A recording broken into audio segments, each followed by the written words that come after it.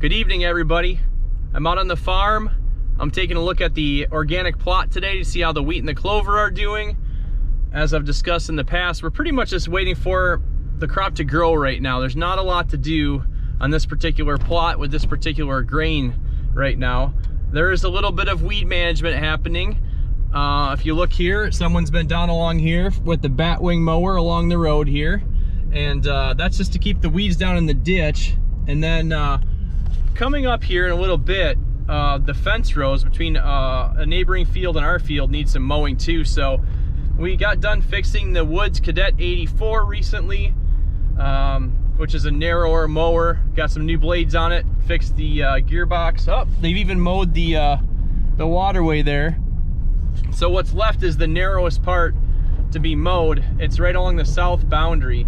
And there we've had some horse weeds, we've had some, or giant ragweed, a lot of people call them, and some other weeds. So we want to make sure we get down there and take care of that before those get large enough to produce any weed seed.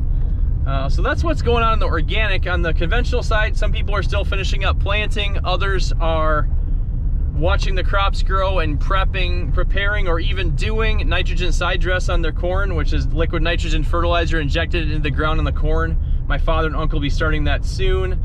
Also, spraying for weeds is happening. So there's more going on the conventional side right now of our farm than there is in the organic. Now, if you look down here toward the end, you'll see a grassy spot out there. And that is where I'm headed, just to check on any weeds that might be sprouting up in there. There are definitely some horse weeds around it I want to go check out. I might take the string trimmer out there to see if we can knock those down. The idea is to keep the weeds small so they can't make seed or very much seed, and also so they don't compete with the crop and take away from your yield. So I'm gonna go out there and take a look at that now. I'm seeing some pretty major changes since the last time I updated you guys out here in the field. Last time the red clover was maybe an inch tall, and right now you can see that red clover there is 4 to 6 inches tall and growing, especially in the spots where you're missing a strip of wheat there. So in that gap, and since the last time we were here, last time it just looked like regular old grass when we looked at the wheat. Now it's really heading out very nicely. So we're putting on good wheat heads here. Probably in the next 45 to 60 days, we're gonna be out here harvesting this when it's golden colored and very dry. I'm hoping for good weather because I really don't want to have issues with aflatoxin and vomitoxins. There are a couple different things that can go wrong with wheat. Well, more than a couple, but to get the best price for it, you want to avoid certain weather conditions and certain things that cause toxins in the wheat. So I'm hoping for good weather from here on. All right, so what I'm most concerned about out here are these giant ragweeds, or some people in my neighborhood call them a horseweed.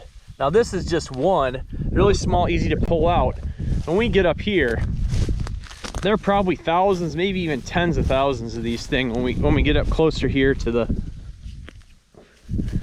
this grass up here. You're gonna find there are just so many of these things. So we're really gonna try to get in here and mow all that down so it doesn't become a problem. They're all over on this fence row. It's a problem that's been here for a long time, and now I'm just having to deal with it during the transition to organic. So I'll show you. They're just right there. But if you get over in here, you'll see they're just everywhere in here. There's one, they're all over.